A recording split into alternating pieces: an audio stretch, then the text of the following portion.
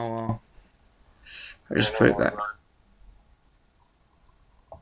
Hello and welcome back to the Deits Sports Talk. And sorry, folks, by accident I did kind of end the show there, but we're back and we're back to our normal schedule. And we're gonna be talking about baseball now. And I have Steven Hughes on the line talking about Oakland and the San Francisco Giants. Hey, Steven, how's it going? Hey, Robert, thank you for being on your show once again. It's fun to be on all the time, and let's get started. All right, well, Steven, so far looking good to the season. The Giants took 2 out of 3 in LA, and now they're losing 2 out of 3 in SF. How is it looking so far for the Giants? And a shaky start for Matt Cain. Does Matt Cain look lost out there? I mean, his first start was great. He did fantastic. They still lost, but he had 6 innings of shutout. And now he just got bombed with 9 earned runs. That's a career high for him. Should we be concerned? No, not really. It's just today. Off the ball, wanted to play a little bit too much. And just going back to the last start he had against the Cardinals, he was just dominating. But then today, just leaving the ball too much in the zone. It's the reason why he was pretty much barreled today and gave him 9 runs. So, he knows how to work on that. I'm not concerned. It's the second start of the year, and I'm looking forward to tomorrow's game at the start of a series against the Rockies, and hopefully Bumgarner can get that started for the Giants, a little bit of momentum. And 2 guys struggling late on the offense. The 2 Brandon Crawford and Brandon Belt, guys that have been struggling this season. Should we be concerned about that too? I mean, these guys are 2 starters for the offense, and they're not getting really anything going for them. Do you think we should be concerned about that too? For Bell, the biggest concern is right now his health, because he just came off a really bad stomach flu, and honestly, in my opinion, I wouldn't be surprised if he's struggling to come off of that because he's weak. He doesn't have as much energy as he had in spring training and before the season started. He's going to get that back, and I think he's going to be started. He's going to start to hit again like he left off in spring training. 7 home runs in spring training. Tremendous spring over there in Arizona. But for Brandon Crawford, I'm not really concerned for him also. He's not a 300 batter, 270, 260 hitter at the worst, 250, 240. And best he's a 280 hitter, so I'm not, if he hits for average and hits the doubles that he hit last year and really contributes to the lineup, then I think that he's a lock-in spot at number 6, 7, or 8 hole in the lineup. And so far, looking so good for Giants starters, but Ryan Vogelsong, Matt Cain had the shaky starts, but Tim Lincecum coming off a season that was not very well last year, but this season already with a win. He had 5 innings, and how does Tim Lincecum, Madison Bumgarner, and Barry Zito look so far? Zito's start in Los Angeles was really weird. He didn't give up any runs, which was really weird because he went 5 innings, which not be a lot, but it's still a good job. But he walked 7 guys, and honestly, that's a concern for his command. And pretty much, that'll be the question of the year: is his command and his control going to be, working well enough to, get the, have his spot in the rotation, there. And for Bumgarner, he's going to have another amazing season, maybe even better than last year. Just looking at the 1 start he had against Los Angeles Dodgers, unbelievable stuff. He's locked in, ready to go. And then for Zito, he's been doing well, with his stats and his pitching turnover from last season. He's really helping the Giants. And it appears that in the last 15 games he's pitched, Giants won. So obviously he has a bit of an edge, and he can be a key player going to last year, the big contract that people thought was going to be a big bust because of the first 4 years and how disappointing he's been. But right now he's making up for the 4 years he was a big disappointment at. And today, Paulo Sandoval sent out a statement saying he feels lost at the plate, but he's hitting well. And I don't see any problem with him. And, he does feel concerned at the plate, but this guy's doing good. And, do you think that statement is weird by Pablo Sandoval, or do you think it's typical? It's the beginning of the year, but he did hit a home run. It was yesterday. So that's something good about. But, it's the beginning of the year. You see the guy in Baltimore, Chris Davis, he had like 4 home runs in the first 4 games. Like, they went off for 4 today. Everybody's so disappointed. This is a 162-game season. You should be concerned, especially by your swing. It's the beginning of the year. You've had a long spring training, and heading to go straight to a regular season where it counts. There's some difficulty in that, just trying to get started. But for Sandoval, for most of the guys in the Giants lineup, I'm not concerned because, what they did last year and what they're carrying over this year it shouldn't be a concern to some people, especially right now in the first 6 games of the year. But when we get close to the All-Star break and he shows that he has some trouble hitting, some of the guys we can see Crawford struggling, Bell struggling, Sandoval struggling, then action will be made by Boshi. But for the time being, let's see how it goes. And, who do you think's the guy that's going to be surprising this year, for the Giants offensively? And who do you think's going to be the guy for the pitching staff? Who do you think's going to do surprisingly well this year?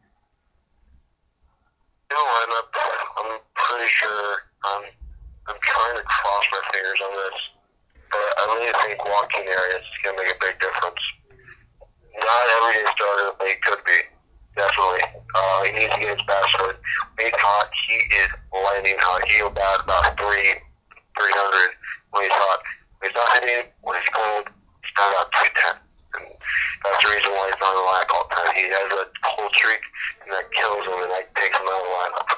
But I really think that his presence in the infield, possibly around second, for a backup spot, it'll be good. But obviously he's not going to play a lot. So I'll pick another guy. I'm going to go Scudero. He's a above 300 average guy. He hit a few balls this year, even though AT&T Park, we're going to play 81 games during the regular season, is now home run pad. He's going to hit the ball a lot. He's going to hit a lot of balls to the Triple Valley over there in right center. I think he's going to make a key impact like he did when the Giants came with the trade deadline. And then for pitching, I really think Zito's going to have his best year. He's had a better year than last year, and that's a little bit scary for the National League West. He looks so much more confident out there that, he has, like I said earlier, his stats are coming over this season with his 15 games and his pitch as of 1. And, if he continues that, it's going to be very scary to look at him at the end of the year and say, oh my God, this guy is good.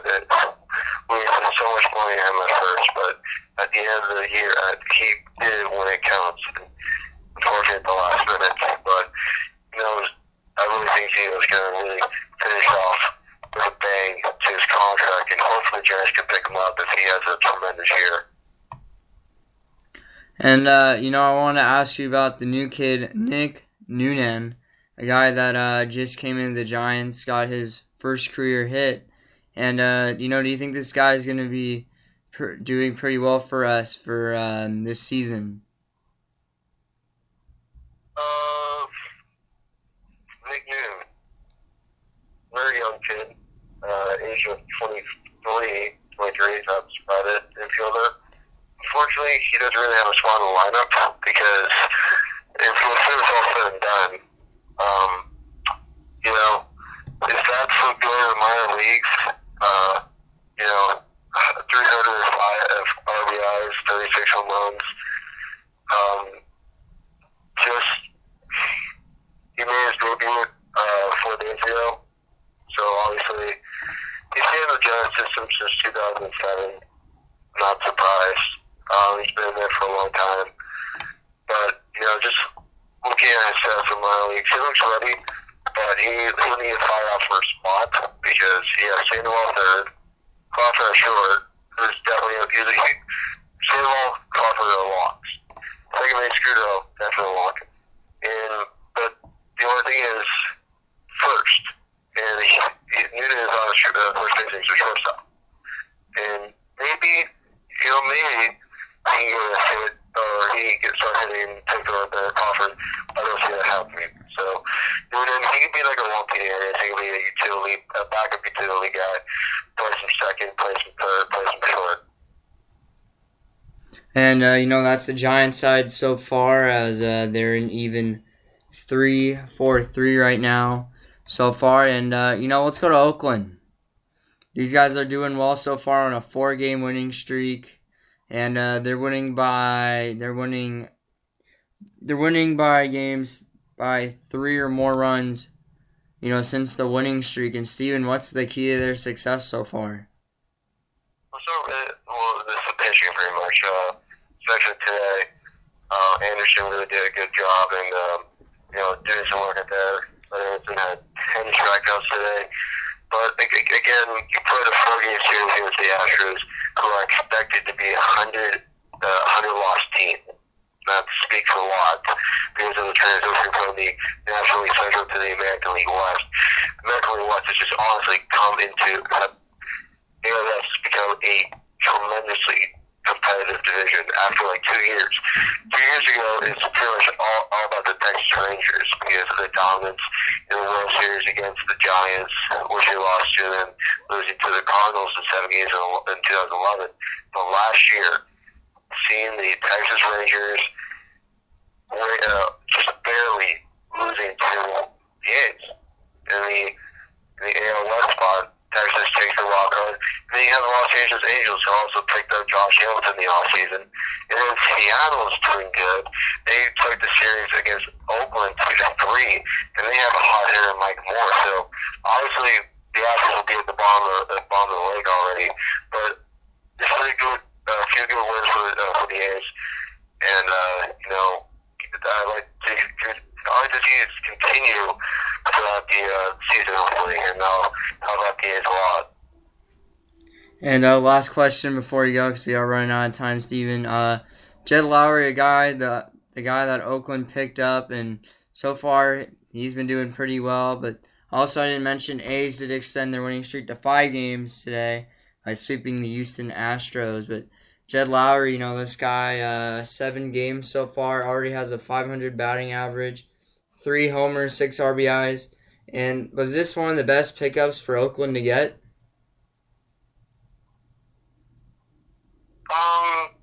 He came off the trade from Houston that got Chris Carter, but I think it was a good pickup.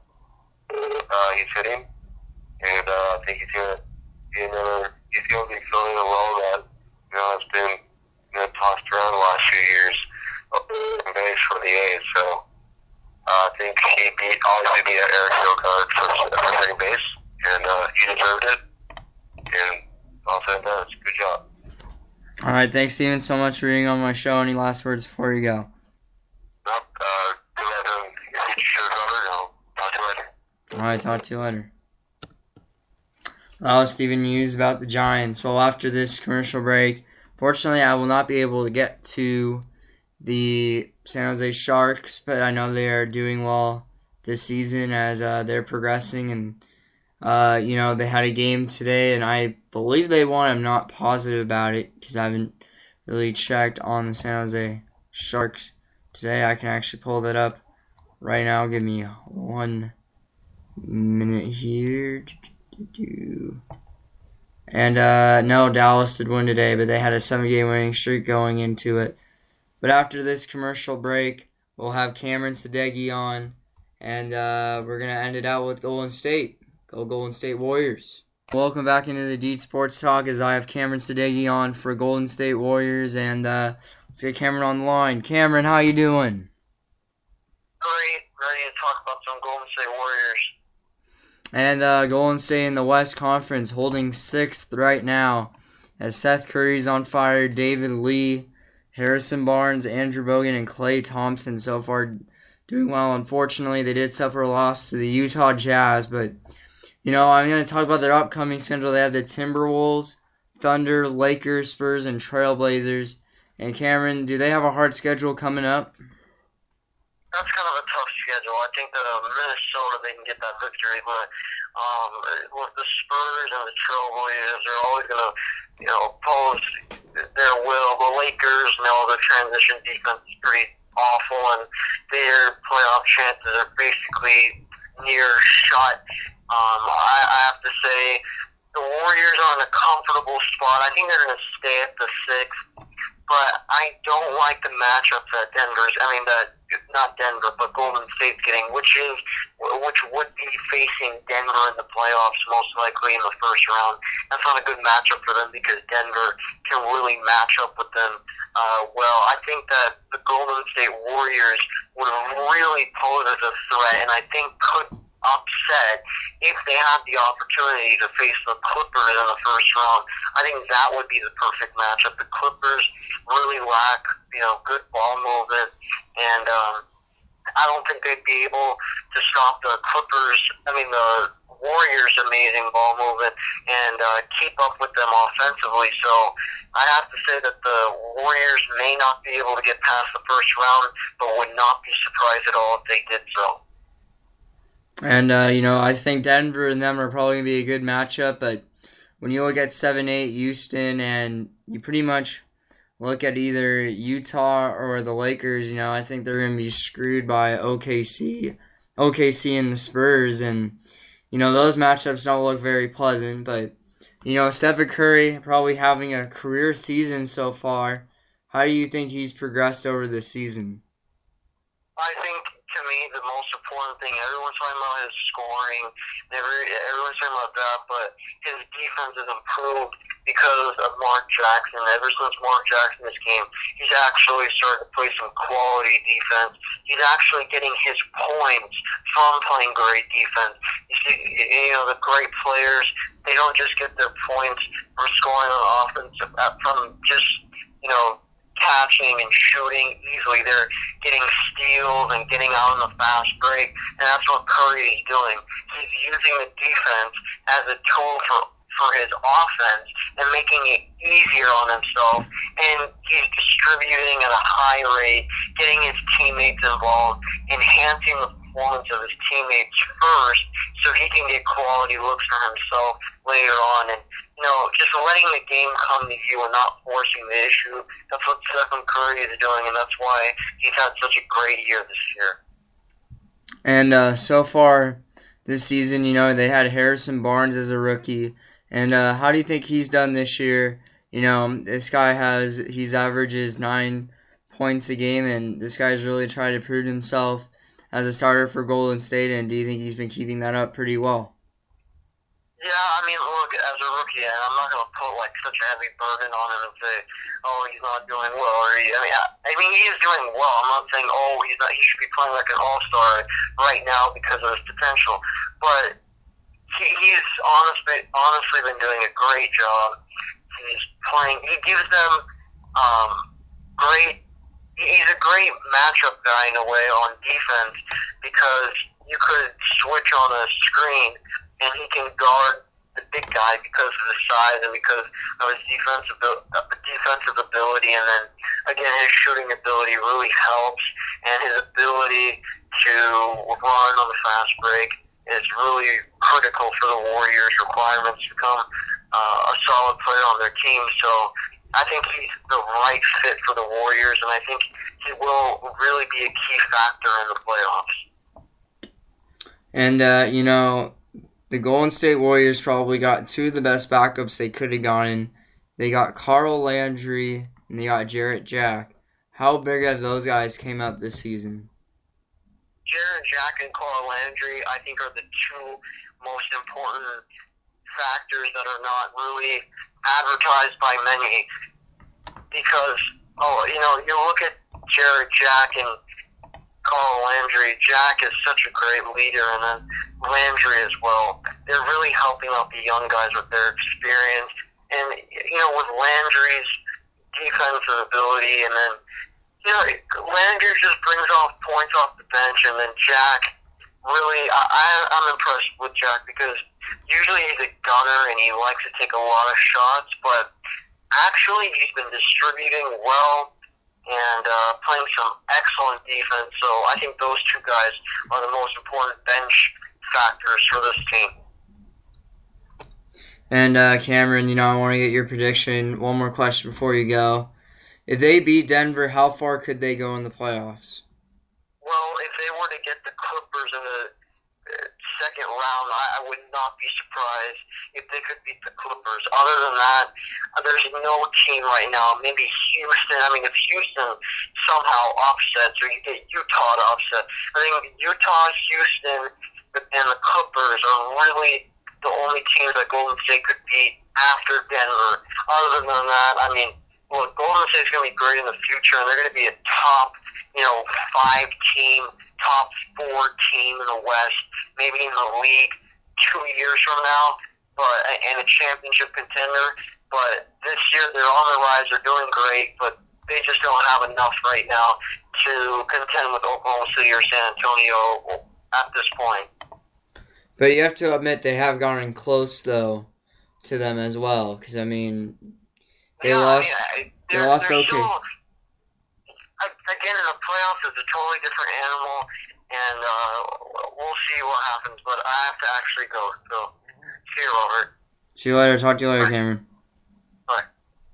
That was Cameron Sadeghi, Vice President of National Sports. And, thanks for listening to my show, guys. I have my own Facebook page, Deits Sports Talk. If you ever want to be on it, let me know. And, have a great night. God bless America.